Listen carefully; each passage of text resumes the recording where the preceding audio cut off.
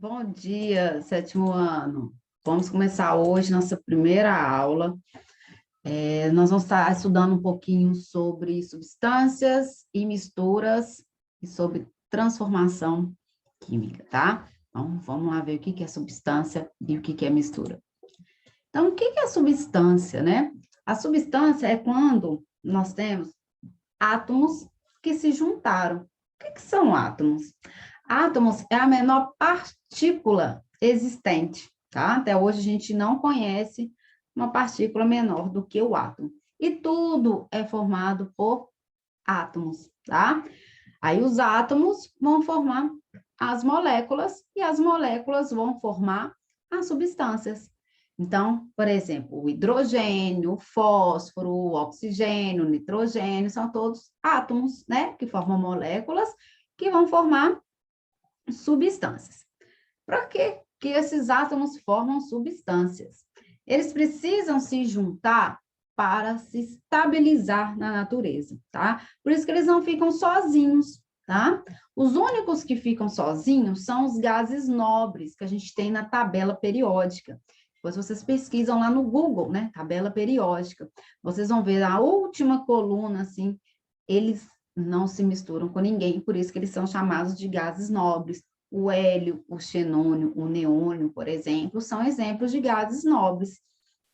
Eles não precisam se misturar com ninguém, porque eles já estão estáveis na natureza. Todos os outros já precisam se juntar com alguém para estabilizar na natureza, tá? Então, por isso que a gente tem as substâncias.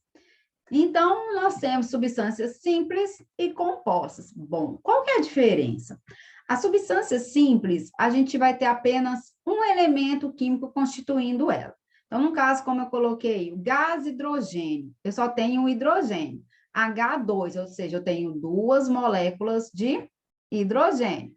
Gás oxigênio, O2, eu tenho duas moléculas de oxigênio. Nitrogênio, N2, eu tenho duas moléculas de nitrogênio. Então, a gente observa que a gente tem apenas um elemento químico, tá? Então, nós temos apenas constituindo essas moléculas. Substância composta, tá? A substância composta já vai ser a substância que a gente encontra mais de um elemento químico, tá? Então, no caso ali, meu primeiro exemplo, que é o ácido clorídrico, que é o cloro que a gente utiliza para fazer limpeza, por exemplo.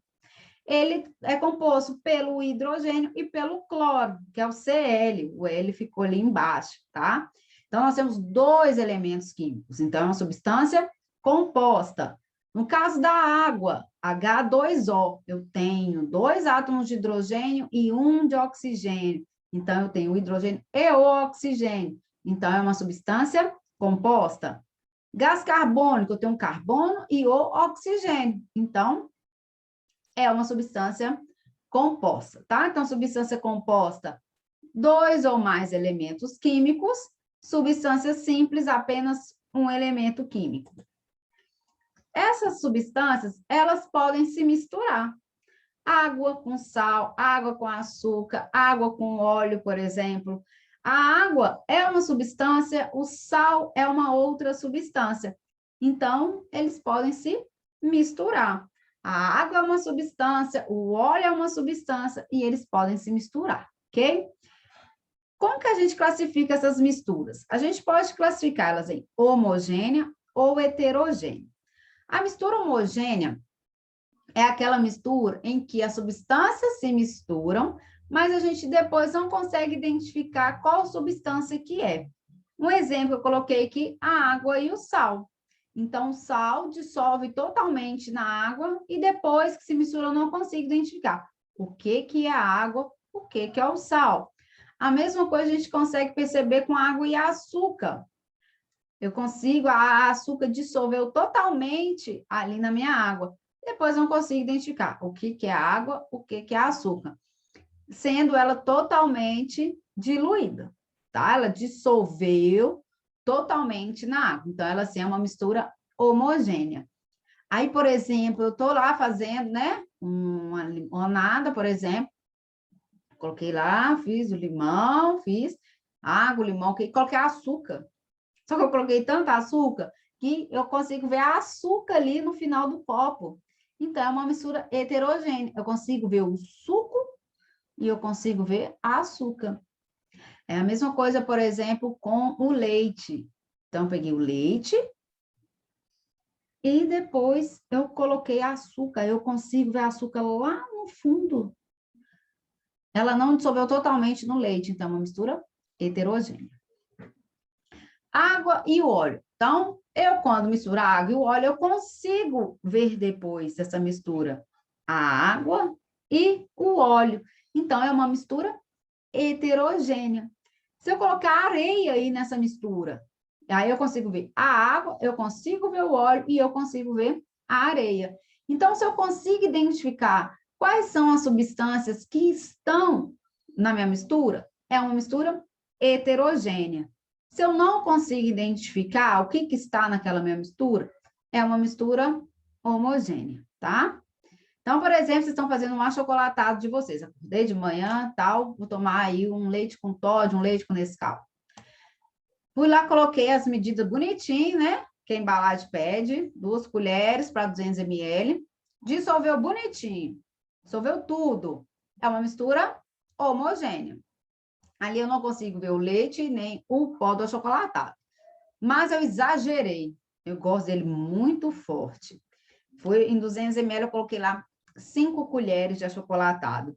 A gente percebe que o pó do achocolatado não dissolve naquela quantidade de leite, não é suficiente para a dissolução acontecer. Então, vai sobrar. Então, você vê o leite e você vê o achocolatado ali por cima. Então, isso é uma mistura heterogênea. Consegui identificar as misturas? Heterogênea. Não consegui identificar homogênea. Misturei e eu quero separar. É possível? É. Então, para isso, a gente tem algumas técnicas de separação de misturas, tá? Tanto para as misturas homogêneas quanto para misturas heterogêneas. E muitas vezes essas técnicas a gente usa aí no dia a dia nosso, tá? Quando, por exemplo, eu vou lá, fiz um suco de laranja e eu vou coar esse suco de laranja, porque eu quero retirar a semente, por exemplo. A gente usa uma peneira, então eu estou usando a técnica de peneiração. Eu estou separando ali o sólido do líquido. Quando a máquina de lavar está centrifugando, né? Então, quando a máquina lá centrifuga, a gente observa que a roupa já sai praticamente seca, né? Porque ali houve uma separação da água da roupa, isso a gente consegue perceber. Quando a gente fez um suco, aí eu deixo esse suco, esqueci esse suco lá, deixei lá. A gente vê que ele decanta, a gente consegue ver que embaixo fica um pouquinho da açúcar. Se eu misturar a água e o óleo, por exemplo, eu vejo que o óleo fica embaixo, a água vai ficar em cima, né? É o contrário. O óleo vai ficar embaixo e a água vai ficar em cima, a densidade é diferente. Vamos ver o que a gente pode mais um dia de evaporou, né? A evaporação, quando a gente coloca a roupa para secar, por exemplo.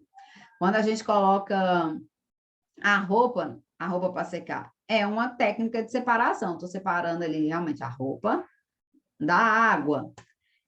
Quando a gente, feijão, né? Muitas vezes, não sei, na casa de vocês, a mãe aí, né? O responsável pede para vocês, gente, cada feijão aqui para mim, ali eu estou separando o feijão com algumas pedrinhas que vem ali dentro da embalagem, tá? Então, a catação também é uma técnica de separação.